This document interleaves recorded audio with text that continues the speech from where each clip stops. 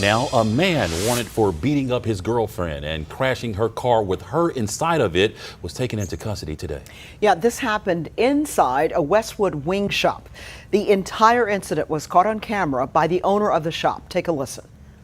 Get the out of my store, man. Hey, man, bro, get out of my store, please. Please leave my store. Tonight, it's this video that has people talking about relationships between the community and police. Yeah, Fox 13's Lakia Scott joins us live outside the Tillman police station. She spoke with one retired officer. Lakia, I tell you, this is quite a set of videos. You showed the officer this video. What did he have to say? Yes, you know what? The question is, was there too much force or was there not? There are many perspectives on this video that's circulating here tonight. Now, the officer that I spoke with, he's a former law enforcement officer. He said that someone should have stepped in to stop what he saw in that video.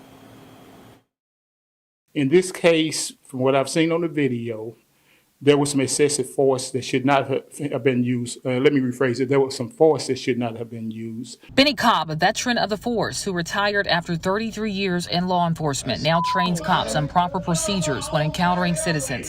He says the interaction seen in this video was not handled properly by officers. We have to be reminded of recent trends, the situation with George Floyd. Back 30 years ago, Rodney King. This type of incident is exactly why body cams are important.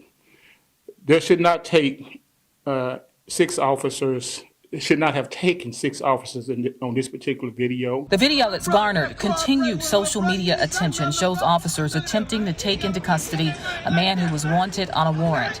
As the video continues, you see the man appear to resist arrest and the officers trying to detain him, even going as far as what appears to be a punch to the face and even a knee to the rib cage. In this particular video, the officers were not absolutely 100% justified.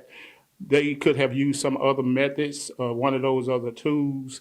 And with this being said, and from the citizens' perspective, they should have to answer to what the video shows. We learned there was a warrant out for Ariane Walker's arrest. He was wanted on domestic charges of aggravated assault. Police say he beat up his girlfriend, then damaged her car.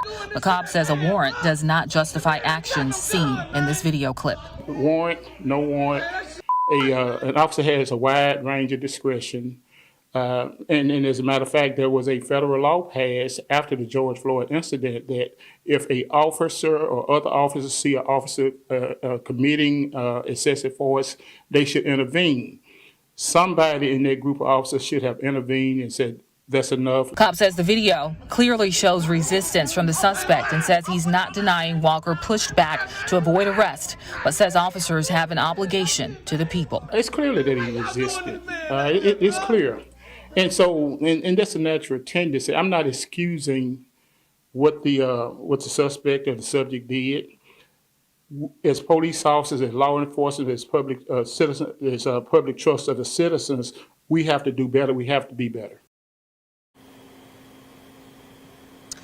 We also reached out to a former Shelby County detective who now trains officers. Mike Collins told Fox 13 that the officers probably are allowed to do what was seen in that video. We also reached out to MPD who said, quote, they are looking into that incident. They are aware of that video. And again, they're looking into what happened. Merle.